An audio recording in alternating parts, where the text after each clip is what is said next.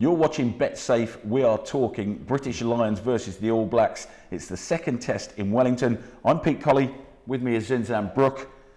First of all, before we look ahead to Wellington, let's talk about Saturday. 30-15. Did that tell the story of the game, do you think, the scoreline, or not?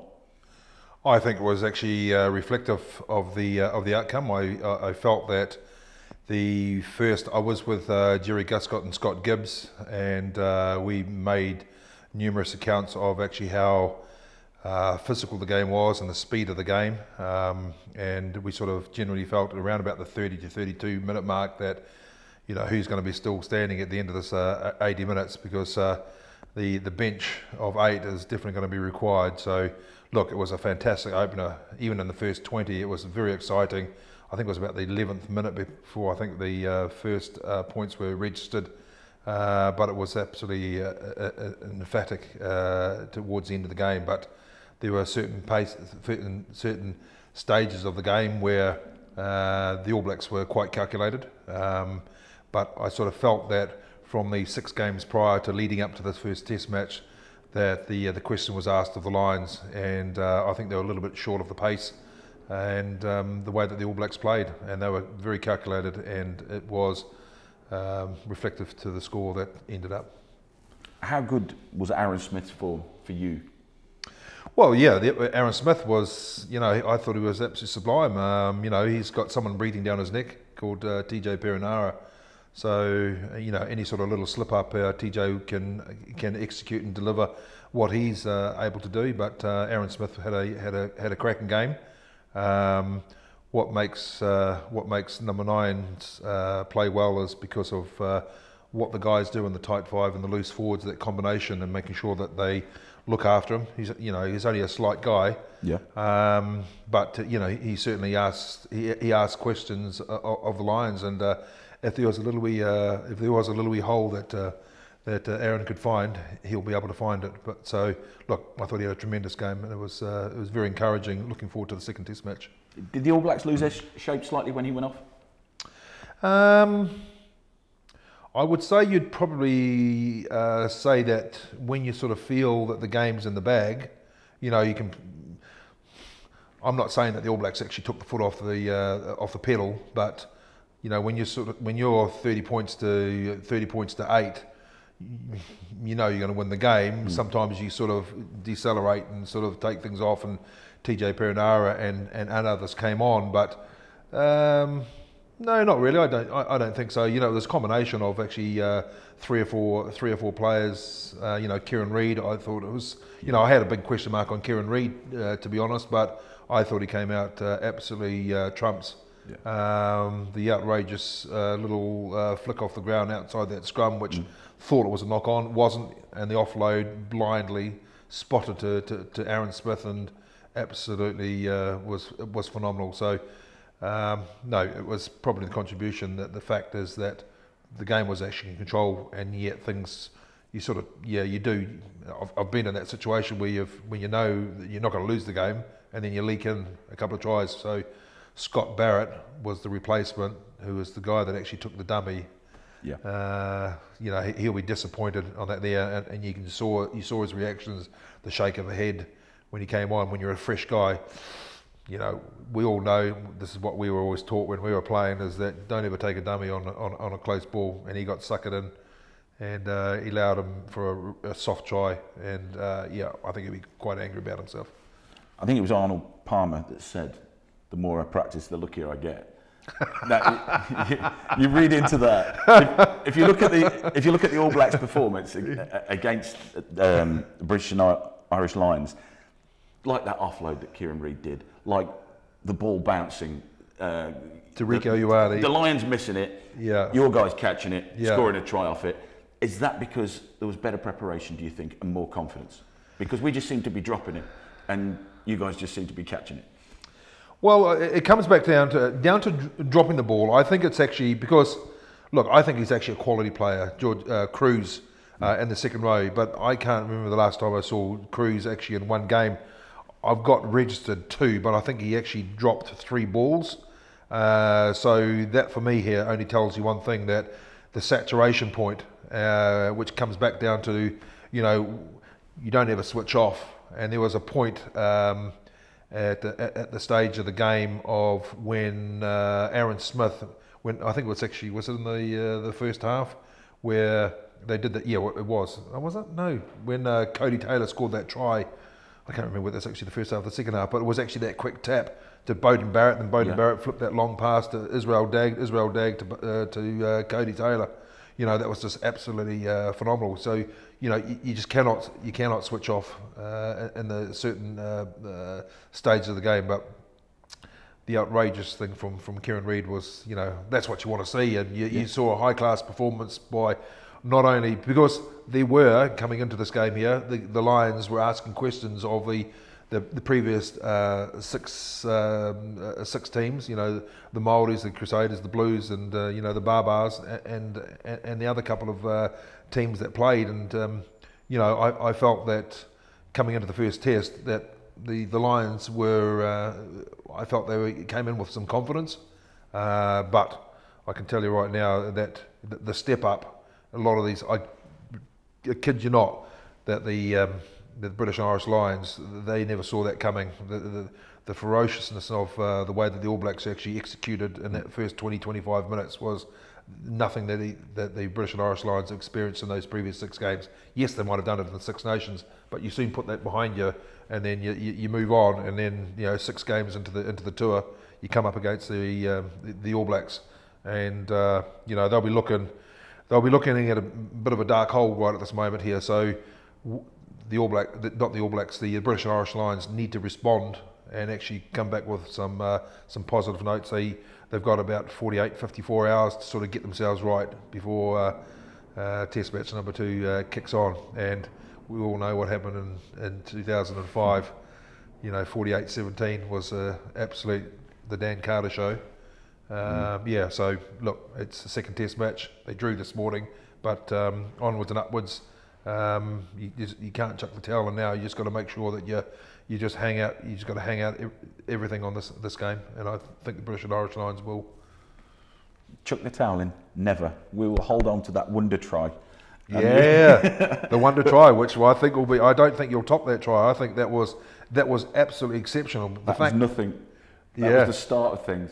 Well, yeah, the start of things here, but that start of things here was that ability to, when you start things, you know, there was 2 or 3 times, I would say probably 4 to 5 opportunities that the Lions should have actually finished. They didn't, and which you're touching on before about the bounce of the ball. You know, where does it actually go? Where do you take this to? Take it to another level. So the concern for me is just making sure that the British and Irish Lions stay in the hunt. You know, they've got to be competitive. They've got to be, not only, they've got to be exceptional, they've got to make sure that the scrums, the lineouts, they've got to match them, if not beat them. The contact area, I felt the contact area were competitive, but the role reversal of which you saw in the British and Irish Lions, that wide defence. So what do the All Blacks do? Bring it inside and attack in the short channels. And I've never seen. I know well and sure that Frank Bunce, Walter Little, Ron Clark, Joe Stanley, and Johnny Schuster, the great centres that I've played with, they never came in that much like Sonny Bill Williams, because he came in, which was clearly a directive from, that's how you beat it. So you drag all the defence in, and then you go wide off it, and that's what happens. But I thought it was a smart move and fantastic. Yeah, look, Sonny Bill took a few hits, but I thought he did it for the cause. Yeah, he didn't get any offloads, but the main objective for that there was the continuity of actually making sure that you hammer the defensive line here. And when you ask the questions of the tight five and the loose forwards, time and time again, you know, what was the tackle count? I think it was 168. That's normally a game and a half, nearly 2 games, and that's gonna suck you dry. You know, we were on 90, I think 98. 98, the All Blacks, which is about what you should be doing, but 168 tackles, you ain't gonna survive on that. Before we move on to Wellington, then just briefly, most influential player from both sides who going into Wellington could win a game. Well, it's hard trying to single a guy out in the way of the way of the game, because it's a collective, really. It is a collective. You've got to go to you've got to go to your spine. The spine is your two generals, like your tens. You know, I'm not saying that that they're going to make any wholesale changes. I think that would be the wrong thing to do. As much as, well, I was hoping in a way that the Lions were going to whack Wellington Hurricanes this morning, and then actually cause Warren Gatland and the coaching panel an absolute nightmare to actually who to drop. You know, because I thought today, other than his little tip tackle on Geordie Barrett, was the Henderson. So I thought there was a good performance, but for continuity, I don't think they're going to make wholesale changes, and I think you'll see a panel that'll be selected pretty much to what the guys played in the last Test match, because I don't think there'll be a lot of guys. The bumps and bruises they had this morning are going to be quite painful, and they'll last for 2 or 3 days. But you need some time to get themselves ready for the second test. So yeah, it's going to be interesting to see actually how they unfold. But I'm hopeful that both sides will. Well, I know that the All Blacks will front up, but it's just making sure that the Lions, and they will. They're a tenacious bunch, and they won't want to. Like you said before, they won't want to chuck in the towel now, and there's all to play for. Moving into Wellington then, there's been Steve Hansen and Warren Gatland. There's been a lot of talk. I think Hansen's been on a radio show saying that Gatland's desperate, and that's why he's been making these comments about Conor Murray. Was it rough stuff that they did? Do you think the All Blacks? Look, I don't think so. It was anything. It was no. Look. We know Conor Murray, Farrell, you know, you talk about like key players. Yeah, of course you're going to be a target, because what you want to do is, you know, I remember in playing for the All Blacks, there was always, you don't want to talk about any more than 5 things, whether it's actually a player or a facet of play. So if it becomes an individual, you said, like, for example, I know a lot of teams would say, right, how do we shut down Jonah Lomu? You know, so it's a situation like Conor Murray. Conor Murray would have been a key component of the guys you need to watch out, because they knew that the box kick was going to be an important aspect of the game with Farrell. But you know, it happened straight away. Conor Murray put a few up and unders. But look, that's a little bit of an argy-bargy. I think that's a bit of a it's a bit cheap starting going off targeting players. Yeah, look, you are going to target players, because that's the way it is. If you are the best player in the Lions team here, it's going to be no doubt that you're going to be a target. You know, pushing. God, everyone does it all the time. We'll end up turning into football. So we don't want that. So you know, Conor Murray, do I think it's a target? I think it's a bit of a. Do they need to? Do the Lions need to toughen up a bit? Yeah, you know, God, I'd love to wind the clock back in 1995. You know, had I, you know, what we do now is that, oh look, because Conor Murray is a special player, so let's put Conor Murray in the same situation as Jonah. You know, Jonah Lomu in 1995 final was targeted by the South Africans. Look, Gats, he's played for the All Blacks. You know, he understands the whole process. You know, we actually turned around and said, oh, you know what, look, Jonah, look, he's only 18 years old. He's only just come out of school last year. So what we want to do is give him the ball, and you guys are not allowed to touch him for like a few metres. So we will look after him. You know, really? Come on, Gats, get up with it, mate. I know you've retired a few years ago, and I know you've got a few splinters in your bum, but, you know, that's part and parcel of playing the game. Guys are going to get targeted. Move on. 80% chance of rain. Is that going to favour the Lions, do you think? Or not? Or do we take it that the All Blacks aren't used to rain? Well, Wellington, it sounds a bit silly, but yeah. Well, look, Wellington is that's notorious in terms of weather things. If we get I'd be more worried about getting a southerly, whether the southerly can actually come inside the Cape Tin. Look, 80%. You're going to play it tighter to the chest on the ball. You know, I don't think that's going to stop the All Blacks actually playing their capacity. They'll punch it in very tight. again and just go hammer and tongs again. So, 80% rain. Yeah, okay. Look, it's gonna be wet. It's the middle of winter. It's going to happen. So, but I don't think it'll affect. I remember in 1997 when we played against Australia in the Bledisloe Cup game here at Wellington, and it absolutely sheeted itself down with rain, and there was a southerly, and it was freezing cold. And I remember we had a beautiful weather on Monday, Tuesday, Wednesday, Thursday, and Friday. It was fantastic, and we trained, and we said we're gonna run the Aussies off the pitch, and the morning of the game, the heavens just opened up, and then we had a bit of a team talk, and then John Hart was the coach at the time, and he said, look, what we're going to do is we're going to change strategy. We're going to keep it tight to it. So we're sitting there thinking, we've just had two amazing training sessions, and then a captain's run on a Friday, and then we're going to change the game plan. And so we as the 5 players that were involved in it, we went to Sean Fitzpatrick and said, Fitzy, we're not very happy about this thing because we want to play the game. Let's play the game as we've been training for 20 minutes. If it doesn't work, let's go to plan B. And so he said, look, that's what we all sort of feel strong. That's how strongly we feel about it. He went to John Hart. John Hart, okay, 20 minutes, boom. We are 43-6. We beat them, and we played some of the best rugby. It was wet. It was absolutely freezing cold, but we just absolutely stripped the Aussies to pieces, and that was a good Australian side. So I think the same strategy, even though if it does rain, I don't think you'll see the All Blacks. They'll keep it tight in the first 5 or 10 minutes, but I think you'll see still an expansive role in the way that they actually play. Ben Smith, Ryan Crotty looking doubtful. Could we see Barrett coming in? Geordie Barrett? Yeah, I think so. Geordie Barrett. Well, see, I think